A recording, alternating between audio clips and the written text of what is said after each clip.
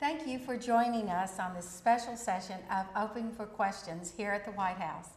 I'm Betsy Landers, National PTA President, here representing millions of dedicated child advocates working to improve the lives of children and families across this country and around the world. I'm honored today to be joined by Cecilia Munoz, Director of the White House Domestic Policy Council, who will be answering your questions live. In her role as Director of DPC, Cecilia coordinates the domestic making process for the White House, which includes policies to improve and fund education. But in perhaps her most important role, Cecilia is a mom to two beautiful daughters. Over the past 2 weeks, PTA members have been submitting their questions on education reform and policy via pta.org and through Twitter. For those of you who haven't had an opportunity to submit your questions, or if additional questions come to you as we move along, please submit them via Twitter to #WHPTA. But before we get to the questions, I want to thank you, Cecilia, for joining us today and agreeing to answer these questions live for all of our members. Well, thank you so much, Betsy, for coming to the White House, for bringing so many of your colleagues here. We're so excited to have you here, and I'm personally excited to be part of this because, as you heard, the most important thing I do is be a mom, and I have just such tremendous respect and admiration and gratitude for what PTAs and their leaders do all around this country. It's an extraordinarily important role as being part of a school family, and as we all know, and I know because I work for a guy who has yet to miss a parent-teacher conference, parents play a tremendously important role without which we can't hope to be successful in making sure we meet our goals for our children's education in this country. And when the president talks about our educational goals, he's really talking about, obviously, what's the right thing for kids, what's the right thing for families. He's also thinking about what's right for us as a country, what's right for our economy, what's right for our future. And he has just a tremendous sense of urgency for what we have to accomplish in the education arena. That is a sense of urgency that is shared by the Secretary of Education, the wonderful Arne Duncan. I share it, and it's for me a tremendous honor to be part of the policy-making team that focuses on education and to do the work that we know is essential in partnership with parents, in partnership with teachers, in partnership with school systems and state leaders all around the country to make sure that we're doing the best by our kids. Well, what could be more important than that? Not much, not anything as far as we're concerned in PTA. So let's get right to our first question. It comes from Angela in Oklahoma. What is the best way to improve the nutrition found in our school lunches and incorporate fresh fruit and vegetables as part of the daily routine? Well, the good news is that there's a new law that's focused on that, and we've actually revised the standards with respect to what the food is in school lunches to make sure that we're reducing the fat content, that we're increasing the presence of fruits and vegetables on the plates in front of our kids every day. So that's an incredibly important step. But if you follow the First Lady's efforts, for example, and her Let's Move campaign, what you'll see is that we're really trying to tackle this from a bunch of different perspectives. We're also trying to make sure that parents are as well informed as possible, can make the best possible choices, the best informed choices. There's a new initiative coming out of the U.S. Department of Agriculture called My Plate, which is a really useful tool which allows you to sort of picture what's in a healthy meal. I have found it very useful in talking to my high school age daughter about what constitutes good nutrition in the course of a day. I found it useful for myself. So there are tools available to help parents be as informed as possible, to be the best possible partners. There's healthier food in school lunches. And then on letsmove.gov, there's all kinds of information about initiatives to make sure that we get our kids moving, that we get ourselves moving, that we are leading the healthiest possible lives in this country. And it's certainly an issue that we advocate very strongly for and join you in that effort.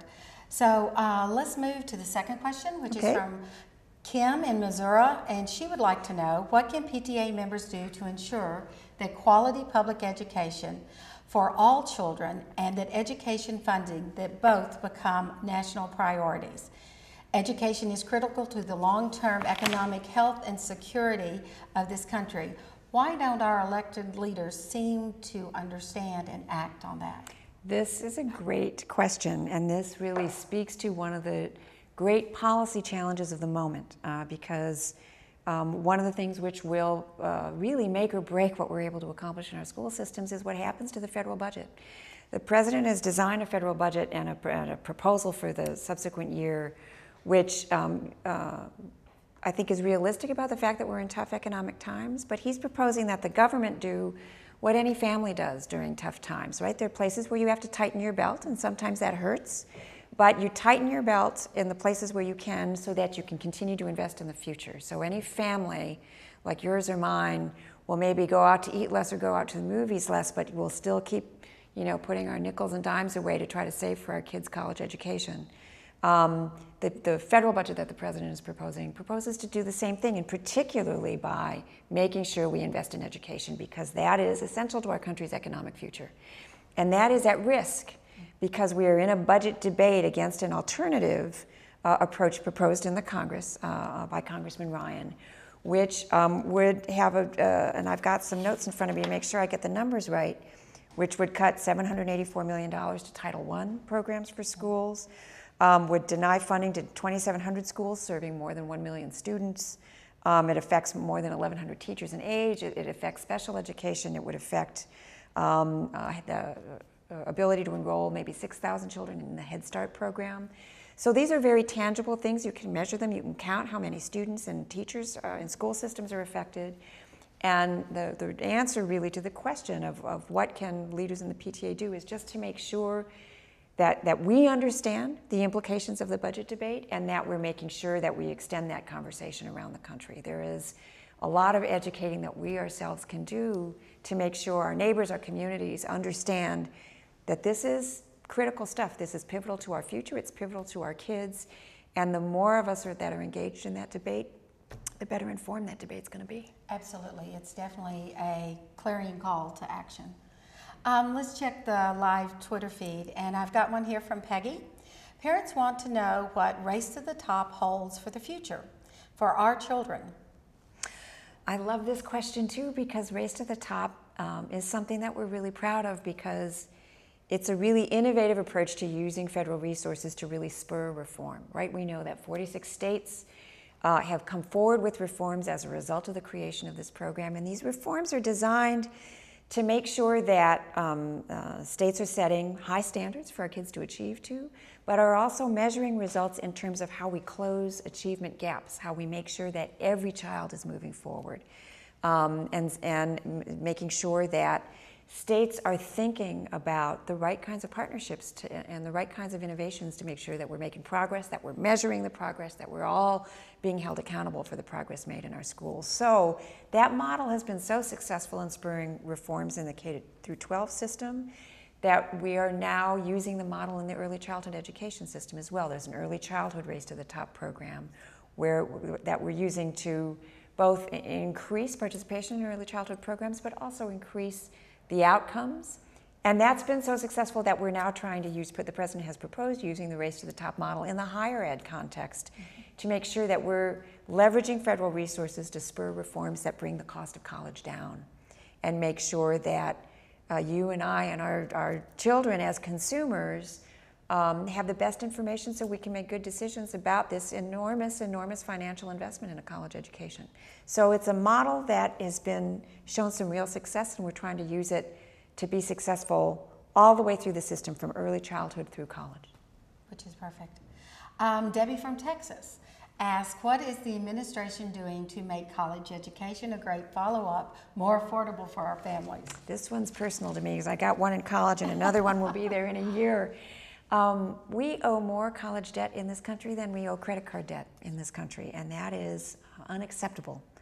So the president, in his State of the Union address and then again at a speech at the University of Michigan early this year, laid out a series of proposals for bringing college costs down, again using the Race to the Top model, but also working with states, working with colleges and universities themselves, and making sure that the federal government is doing its part. So we have expanded, we've nearly doubled the Pell Grant program, which helps people go to college. The American Opportunity Tax Credit is this administration's initiative, which helps families in the middle class afford a college education. So we are, the federal government is doing its part. We won a very important battle on keeping the student loan interest rate from doubling in July. But having said all of that, there's a lot more that we need to do. In September, it will become easier for students to use this system. It's a pay-as-you-earn system called income-based repayment for students who are managing their student debt, which will allow folks to apply so that they only have to pay 10% of their income in student loan bills. That's going to be a real help to students who are struggling with big payments that make it hard for them to save for a home, to get started on the right foot after their college careers.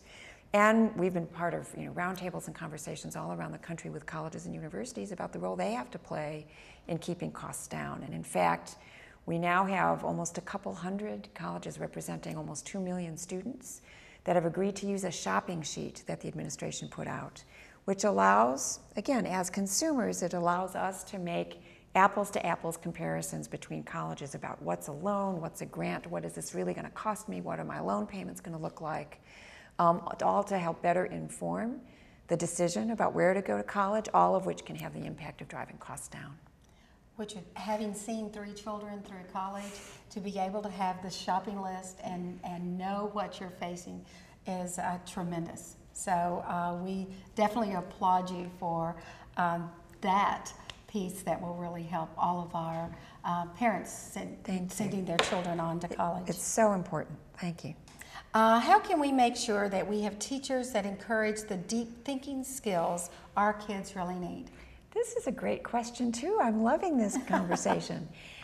So when we talk about reforms and we talk about closing the gaps and making sure that our students are achieving to high standards, this administration's approach is to make sure that we're trying to find ways to measure that and incentivize it in ways that are innovative.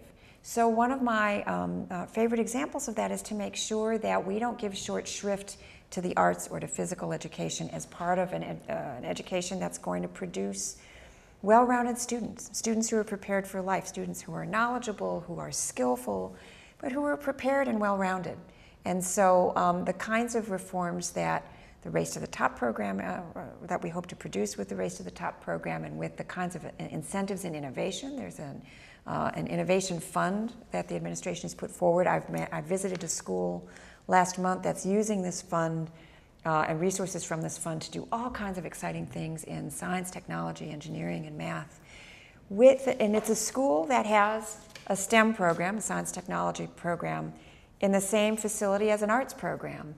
And they have found really wonderful ways to integrate those things. So that's the kind of approach that we're looking at, approaches where a student in a school is being given great skills and great knowledge, but is also, we're trying to look at the whole student, the whole community. Which is great, turning STEM into STEAM. There you go. Absolutely. Julie from New Hampshire, what can we do to attract more young, talented people into the teaching field?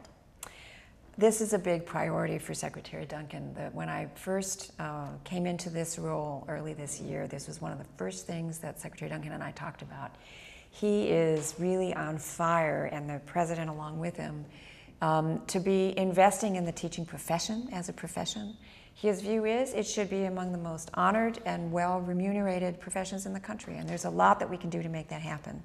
The president's budget proposes a $5 billion initiative that Secretary Duncan calls the Respect Initiative, which he's developed in consultation with teachers, which is about compensation, it's about building career paths, it's about making sure that we attract and keep the best and the brightest in the teaching field. We've said the president has set a goal of finding and training 100,000 new STEM teachers again in science, technology, engineering, math, as part of this. And we recently had a really wonderful conversation about developing a master teacher corps, especially in STEM, but that's a concept that we could extend to the broader teaching profession. So there are a lot of good ideas. We need some help in the Congress to get these ideas over the finish line. But if we're really going to be successful in training our young people and developing our young people for the needs of a 21st century economy and a globalized, this world that we live in that's increasingly complex, where technology is playing a larger role, a role that I certainly couldn't have imagined when I was in school, we need to make sure that we're investing in the teaching profession and that we recognize what a tremendous asset teachers are and how essential they are to our well-being as a country. And we need to and put our money where our mouth is and make those investments real and bear fruit in our educational system. Absolutely. As the Parent-Teacher Association, we most certainly support all of that. Kyle from Texas would like to know, how is the Obama administration going to handle the sanctions given to schools not being able to meet AYP but are showing student growth? So, right, so adequate yearly progress is one of these sort of challenges from the No Child Left Behind law that is part of the reason that we have, that the Secretary is inviting states to file for waivers, so that since we're having a struggle with Congress to pass the kinds of reforms that are needed to No Child Left Behind, that the Secretary has the authority to work with states in creative and innovative ways, in a way which allows for the states to, again, close the achievement gaps, to make sure that they're setting and being held to very high standards, but in ways that are not quite so restrictive. And again, as long as we're achieving to high results, there's the Secretary is working with the states in a flexible way to get there. And in the states that are receiving these waivers, and there are now 33 of them plus the District of Columbia, the sort of AYP barrier is less of a challenge, and we're focused much more on, again, making sure we get over the finish line and achieve to high standards together. Excellent. Let's see what Amy from New Jersey wants to hear. She wants to ask, how can the Department of Ed and the PTA work together to address the issue of bullying in our schools? Oh, this is a great question, too. Again, this is something that the President and the First Lady themselves have gotten involved in. We've held a summit here at the White House. The department is doing some very important work. There is a internet resource called stopbullying.gov, which is a good place to get information about the role that we all have to play in making sure that bullying stops. So this means there are literally resources for teachers, for parents, for bus drivers. I think the approach that the Department of Education is taking is this notion that everybody has a role to play here. Students have a role to play here. This notion that you should feel empowered to speak up when you see it happening in your community. It extends to students, it extends to parents, it extends to the other adults that are sort of part of the system. So our challenge is to develop good resources that people can use, make them available, but to also, the department is really trying to use the platform that it has to make sure we're inspiring a national conversation about this, so that we can sort of take it by its roots and yank it out of our system. And it is an incredibly serious problem, and one that we do, and we have partnered and continue to work toward helping to solve it. I know we have referred many to the resources that are offered by the administration. Good. And we encourage community conversations through our Connect for Respect program as well. That's terrific. So it's huge for all of our parents. It's a grave concern. Well, let's see what Cecilia from Oklahoma asks. With the advent of Common Core standards and federal influence on education policy through Race to the Top, do you view the future of education as being guided by the federal government as opposed to state and local decision making? I think we can only be successful if we're making sure we all work as partners. And so the federal government has a role to play to make sure that there are clear standards that everybody's driving towards. But we can't hope to be successful unless we're in a strong partnership with the states, unless we are doing as much listening, as if not more listening, as we are implementing policy and talking. The key to success is a partnership. That involves the federal government, that involves state and local governments, that involves parents, that involves students themselves. So I don't think we envision a heavier federal role. If anything, the way the Secretary is approaching education policy through these waivers, for example, of No Child Left Behind, is actually strengthening the partnership with states, basing our policy decisions much more on what we're hearing from state leadership and from leadership in school communities, and making sure that we provide the flexibility so that we can do what works for each state and for each community. The goal here is to make sure our students are achieving, that our students are prepared, and I think there's a lot of flexibility on approaches to reaching that goal. Well, unfortunately, we have time for just one final question. So, Molly from Kentucky asked, No Child Left Behind included mandated parent engagement in schools, yet that has not been enforced. Student success has many factors, but the number one factor is family or parent engagement. How can effective parent engagement policy become a part of our culture and part of our schools?